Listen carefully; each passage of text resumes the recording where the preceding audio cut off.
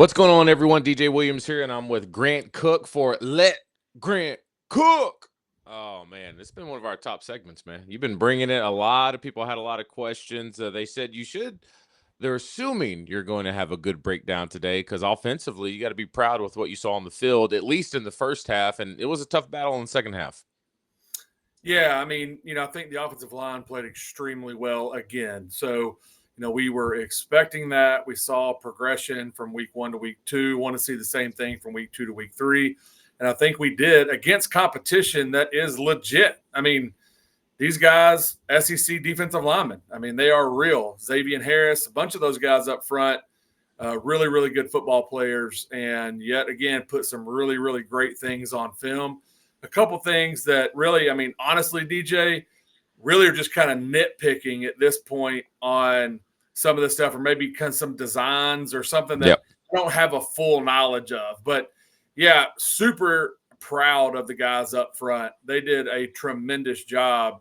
And going to start right here with the very first clip that we're going to get into, kind of one of the first plays of the second quarter. I mean, the whole right side of that defense is mashed in.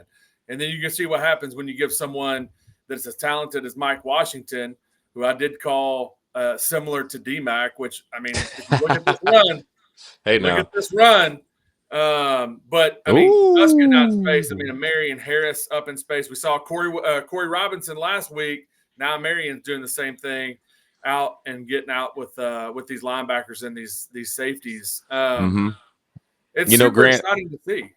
I ran this back just a little bit because one thing I also wanted to point out on this is you remember last year how we were always pushing it to the end of the play clock, trying to get the play call in.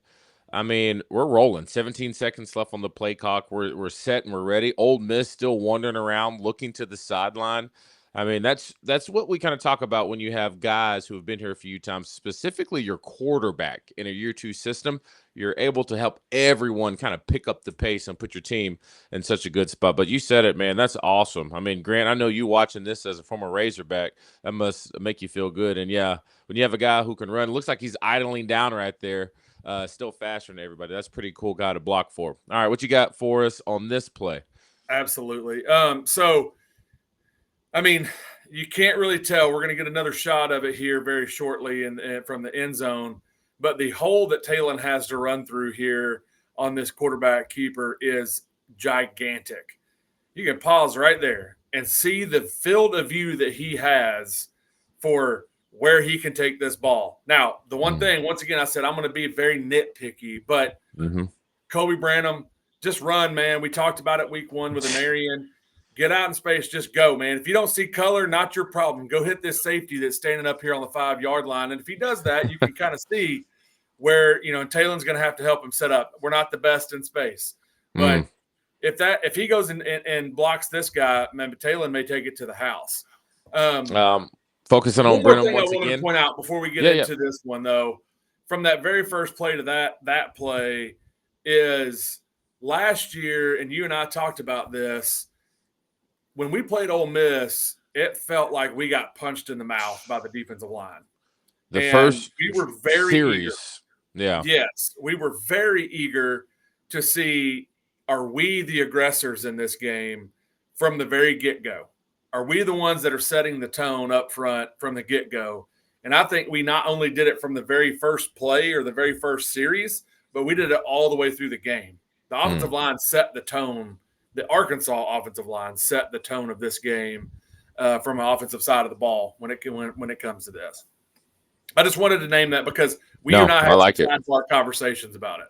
Yeah, I like it. All right, let's keep this thing rolling. The physicality was I was very pumped up, at least on the offensive side of the ball. And we'll stick here today. We'll let Matt figure out what to do with the defense. That'll be Thursday for everybody. Tall task for him. But let's go ahead and point out Brandon once again. Yeah, so Brandon, really great job here. I'll also point out Marion Harris. So last year, one of my favorite things to say, if something goes away, something's coming to you. God, so if you gotta put that on a T-shirt. Yeah, go ahead. On the right side of this shot, you can see this defensive lineman drops back into coverage. This other defensive tackle loops around, and Marion assumes that block from Kobe. Kobe does a great job passing it off. and comes back inside and is looking for some color to hit.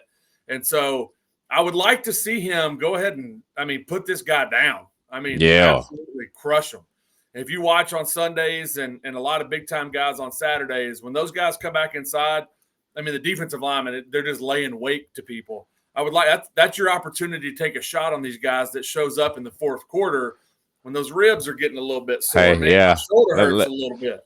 What is that right there? Ooh. That is a That's prime spot for a face mask to be entered. You put it and talk right in about his the armpit. impact. So we see this all the time, Grant. Defensive linemen like to jump when they can't get off the block, and then all this. And how many batted balls have you seen?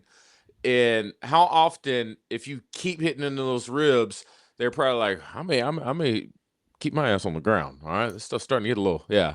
Yeah, that, and if you don't have the opportunity to come back inside and do that, if you're in a man-to-man concept and your guy jumps, we were always taught you run your feet and try to dump this guy, and the first thing that hits the ground should be the back of his neck. And it's not going to take too long for 300 pounds to come down on top of your head for you. Like, man, I ain't jumping anymore. I might stick my hand up, but I'm not jumping. All right, let's move along. Picking up here, this is third quarter, and you just wanted to once again talk about the offensive line, and it's so wild because first quarter, decent ball game. Second quarter, blew up points all over the board. Then you only score one touchdown in the second half. I thought I was going to come in here and look at the tape and just see the offensive line fall apart, but they stood up all game. Yeah. From first play to last, they were in it and did it extremely well. Now, defenses are going to have good calls as well, right? There's going to be certain calls that are just the right thing to run based on what the offense is trying to do. And so there's some of that in this game, but I wouldn't say it was blocked incorrectly or the effort just wasn't there all game. We're going to get got occasionally. But this is a really great example. And from all five positions, everything is blocked up. So we're trying to sweep this thing to the outside. I wanted to point out Corey Robinson in particular. He's out leveraged right here. So we're trying to get outside, give the ball to Mike Washington, try to hit, a sweep out here. He's out leveraged, but I love that he doesn't give up on this block. And now their safety makes a really nice play here. And you got to give credit to those guys. Like we said, they're there to make plays as well. But if that guy's, for whatever reason, not in the play, we get the edge here because Corey doesn't give up on it. Even though he's out leveraged, he doesn't allow that guy to string this thing out to the sideline. I think Mike Washington gets the corner here. But once again, their safety makes an incredible play. Really good open field tackle. But this is what you want, though. If you can get your running back on a one-on-one, we always said it. Your job is to make one miss. That is it. But like I said, they're pretty good on the other side too. But I want to give a shout out to you're talking about all the offensive linemen. Omega Blake. Last week we kind of called him out a little bit about after that pick. Make sure you get in there and not just two-hand touch guys. Not only did he show up catching that ball, he was physical on the edge, blocking the DBs from Ole Miss. And so very promising to see. When I see stuff like that, you got another one right here, Rohan Jones, great block right here. Jaylen Brown's about to turn around, get a great block right there. You got this tight end backside who's working up to try to go get this guy right here. When you see all this stuff happen, Grant, is that not just the biggest sign of, dang, your team's bought in? Absolutely. And they're well coached. That guy on the backside, so you point him out, the one that's right in the middle of the field, almost right dead in the middle of the logo. Yeah. We were always taught, or I say we, I never lined up at wide receiver. But I know that those guys were always taught you're going to stem inside and take an angle to go get the backside safety. Because when you break this run, it will break. When you break this run, who is going to be there to make the tackle? It's always going to be that backside safety that has the angle of pursuit. But we did such a really good job back, when Coach Petrino was here the first time around, of our running backs knowing, hey, I'm going to take this thing to the sideline, but that backside wide receiver is going to come and cut that backside safety off. So there's no one this is a home run if Mm-hmm. we do that. And I don't know if we have it where we can play it all the way out. We may clip it off, but you can see that's where he's headed. Now, once again, phenomenal play by the Ole Miss That is a safety pretty, coming up, yeah, that's a really filling that impressive lane. play. That's really Yeah, impressive. You got to give credit when credit is due. That was a very impressive absolutely, play. absolutely. All right, keep it rolling. Let's take a look at this defensive end. And you said Ole Miss just trying to run games up front all day. Yeah, they tried to. I mean, they really only rushed 3 a lot of the time. They Mm-hmm. blitzed us a little bit here and there, but I think what they wanted to say is, "Hey, Talon, beat us with your arm. So we're going to spy you. We're not going to get a ton of pressure on you. So we're going to make you throw it to beat us." And so they did have to try. They ran some line games and try to get us mixed up front or pin hips and then loop around. And this is really one of the only ones I saw that was any success at all. They get Brandon here. They get him on his hip. He and Marion get on different levels. And 52 comes around and gets a little bit of pressure in Talon's face, which, as talented as Talon has been, and I do want to take a second because I have always said, hey, look, if Talon can get us in the right protection, if Talon can do this, he's doing it, man. I mean, he is doing it. He is putting us in the right positions, the right opportunities, and then he's following through on the physical piece of it, of putting the ball where it needs to be or running if he has to run. And so sorry, go ahead. Well, I was going to say, when I see this, it's like, okay, if we could pick this up and Talon stands up tall, what is open down the field? Instead, he has to kind of float back, and then he ends up, just letting one go into the stands here, which I think is the smart play. I don't like when he tries to skip these passes in front of wide receivers and stuff. Like, man, throw that thing to someone's mom in the first row. Get it out. Don't let anybody get a play on it. Yeah, I don't know if you saw it, Grant, but the interception that he threw in the end zone, that got called back for we got one on that one. It was like a holding in end zone. It didn't look bad at all, and so we were able to get that ball back. But it was almost frame for frame the exact situation of when we played A-State, and we said when we play other dudes, this is a pick. I mean, it was identical. And so hopefully now when we see that, we can think twice about throwing the ball across our body back into traffic. But we'll take it. Not too often we go on the road and get stuff kind of going in our favor. So we will take it. I know. All right, let's go ahead and keep this thing rolling right here. Another play, 3rd and 10. Let's take a look at it.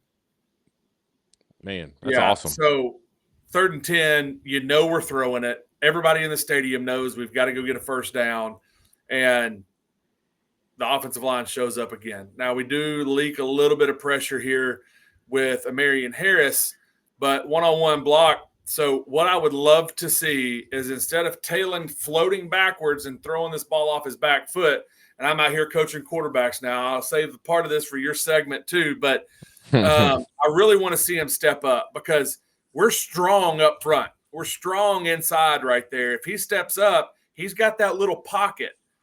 Oh, he just teleported. How cool. But yeah, I mean, half his body did anyway. Yeah, I messed that one up. I tried something new. But instead of floating back and throwing this ball off of his back foot, which is always trouble. I mean, people that know ball, a quarterback never want to throw it off your back foot. Step up into that thing, man, and let one rip down the field. Easier said than done. I mean, I know everything's going really fast out there. You know that as well. But just those things that, as he starts to trust that this offensive line has got his back, that I think we'll start to see as the season progresses. Let me try that one more time. Dang, hold on. Let me try one more time. Okay, here we go. You ready? Yeah. You ready? All right, we're moving on. Yeah, we're moving on. That's all right. Couldn't figure it out. All right. Live look at our technical difficulties. All right, man. Let's keep it moving. Now, hey, like you said, every once in a while, even though it was a great game, there's always room for improvement. We got a play right here you want to look at. Yeah. So I want to see Carmona, left guard, give Corey Robinson a little bit more help here. So I think that's big, Xavier Harris, which, I mean, that's a big boy. That's a big boy to block. Yeah, he's a big boy. I want to see Carmona. I want to see Junior give him a little bit more help here, so Corey can take this block over. He does a really good job. Once again, you got to give credit where credit's due. That's a big kid right there, and he plays his technique extremely well here, and you can see he ends up getting a TFL. But I think if we can help, if Junior can help get his shoulders turned, and Corey gets on that, we give ourselves a fighting chance to make a cut somewhere. And so that's the big thing I wanted to point out there is we've got to make sure that we're hip to hip on those down blocks, or not down blocks, but those team blocks. Yep. All right, let's go ahead and keep it moving. Third quarter, minute 20 to go, 2nd and 10. And so Grant and I, before we did this, we went over this play for about 5 minutes and we came to a conclusion. What was that conclusion? This conclusion was, I think they walked all these linebackers up, and I think Carmona's pulling for his linebacker. It looks like we're reading this outside guy, which may be the right call. I think that this was probably just a really good defensive call against the play that we had called. I mean, that's what I was going to say. I would love to sit here and say we could watch tape and there should be a positive play, everything we show, but sometimes defense, they call great calls too. And we're really looking at it. We don't really know what else to do right here. Which was very unfortunate because we're, crunch time, down 10, and, you take a negative play on 3rd down, and you see how it plays out right here. You hate it.